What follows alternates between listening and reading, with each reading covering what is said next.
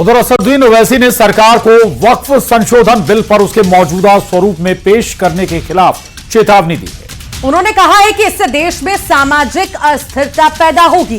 तो वहीं बीजेपी ने पलटवार करते हुए कहा कि कानून से ऊपर कोई नहीं। वक्फ बोर्ड को भी कानून के मुताबिक काम करना होगा। ये रिपोर्ट देखिए।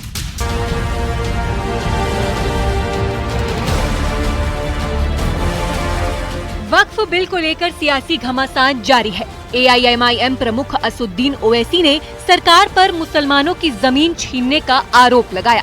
ओवैसी ने कहा कि वक्फ में नॉन मुस्लिम को सदस्य बनाना गलत है, लेकिन बिल में स्टेट और सेंट्रल वक्फ बोर्ड में नॉन मुस्लिम सदस्य बनाया जा रहा है, जिसका वो विरोध करते हैं।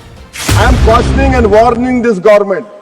If you bring and make a waqf law in the present form, which will be violation of Article 25, 26 and 14, it will lead to social instability in this country. It has been rejected by the entire Muslim community. No waqf property will be left. Nothing will be left, I say. You want to make India Viksit Bharat? We want Viksit Bharat. You want this country to take back into 80s and early 90s? It will be your responsibility. Because as a proud Indian Muslim, I will not lose an inch of my masjid. Forget about a masjid.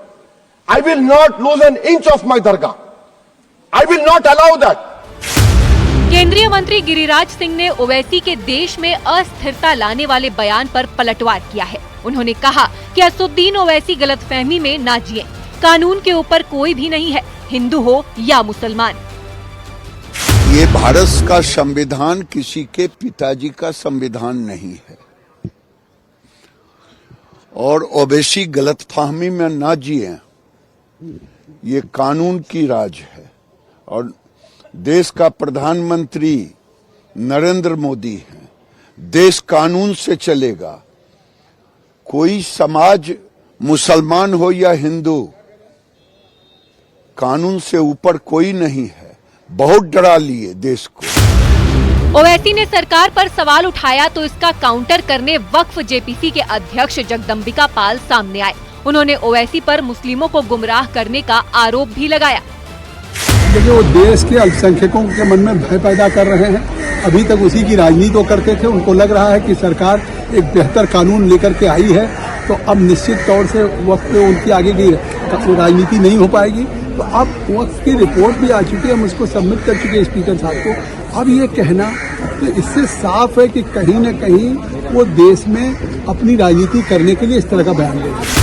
संभल से सपा सांसद जियाउर रहमान बर्क ने भी इस bill का विरोध किया। उन्होंने कहा कि अगर वक्फ बिल पास होता है तो वो सुप्रीम कोर्ट तक जाएंगे। हमने विरोध इसलिए किया था क्योंकि वो हमारे एक पक्ष के लिए उसके खिलाफ ये बिल है और जबरदस्ती थोपा जा रहा है। हमने कहा था कि वाकई में जब विरोध किया तो जेपीसी को भेजा गया था इस बिल को, तो हमने कहा कि अगर जेपीसी में गया तो उम्मीद है कि कुछ इंसाफ की उम्मीद जगी है, लेकिन उसकी कमेटी में एक तरफा उसी तरह से उसको रिपोर्ट बना करके पेश किया गया है। वक्फ संशोधन बिल रिपोर्ट पर पूर्व केंद्रीय मंत्री मुख्तार अब्बास नकवी ने कहा कि कुछ लोग भय और भ्रम पैदा करने की कोशिश कर रहे हैं। जो लोग इसको लेकर के भय और भ्रम का माहौल पैदा करने की कोशिश कर रहे हैं, ये वो लोग हैं जिन्होंने कि जेपीसी के सामने जो है तर्कों और तथ्यों के बजाय जो है बहिष्कार बहादुरी की। अब पार्लियामेंट में भी जो है वो इनके तर्कश में कितने तर्कों के तीर हैं, वो उसके बजाय जो है वो देखिएगा बहिष्कार करते हुए दिखाई पड़ेंगे।